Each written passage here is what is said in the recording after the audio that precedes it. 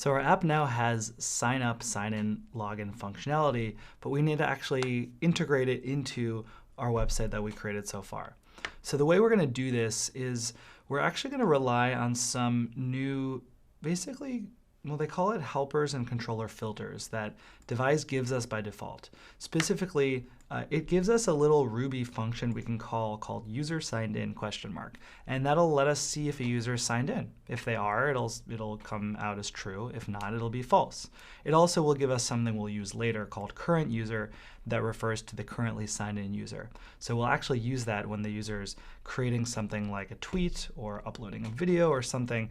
We're going to use that to save the user that uploaded that, and we'll pull that from current user, which is really cool, and Devise just gives us all that for free by default, which is amazing. So the easiest change that I can make to demonstrate this would be if I go into my views, layouts, actually pages, homepage. So we're on the homepage now. And I can wrap this entire thing. Well, first of all, I can show you, take this header here, h1. I can use the user signed in helper, this guy that they gave us, inside of a little bit of Ruby code. So here's how I would do that. The way that I put Ruby code, if you remember, on a page is with this caret, %, and then the Ruby code. Now this is different from the % equals. I actually remember I said there was a difference between this, which will actually put something into the page, like a link to, and without it, which will let you just run Ruby code, but it actually won't show it on the page. We'll start to understand the difference a little more. But inside of here, I'm going to do if user signed in ? And then I can do something here if the user signed in. So I'm going to actually change the text that it says here. So instead of welcome to my website, it'll say welcome back. And then close that h1. And now I'm going to put an else statement, which is basically what happens if they're not signed in. And let me tab all of this in. And then I need to do an end. So there's three parts of this. There's if, else, end. So it starts here and it ends here. And everything outside of this if and else statement doesn't get changed. But basically, if I save this file and I go back here, I should see that the text got updated to welcome back.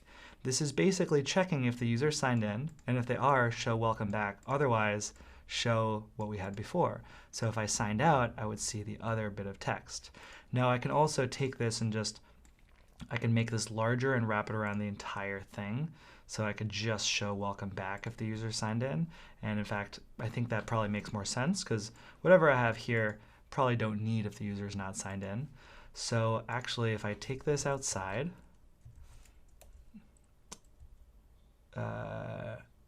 here, I'll say if the user signed in, show them the text, welcome back.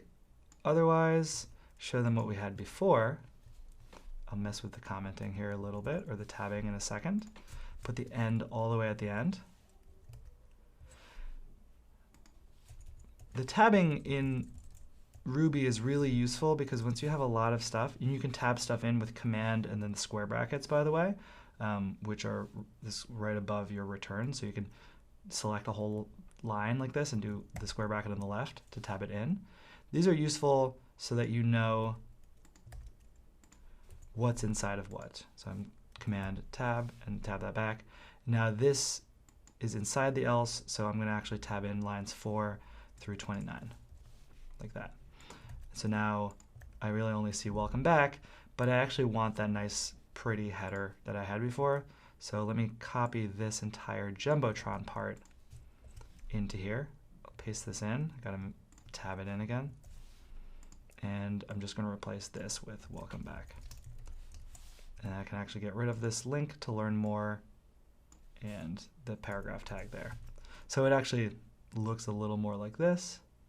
The tabbing here is still messed up. Command T. I'm just finicky about the tabbing here. It doesn't matter, honestly, in HTML code, but it makes it easier to read. So it's something I get picky about. So now I see this, but I don't see this stuff before. But if I wasn't logged in, I'd see exactly what I saw before. And so we can save that. That's the first change I'll make. So I'm just demonstrating to you this. The next thing is I actually want to put a sign in and a sign out link in the navigation bar, which I'll show you how to do in the next video.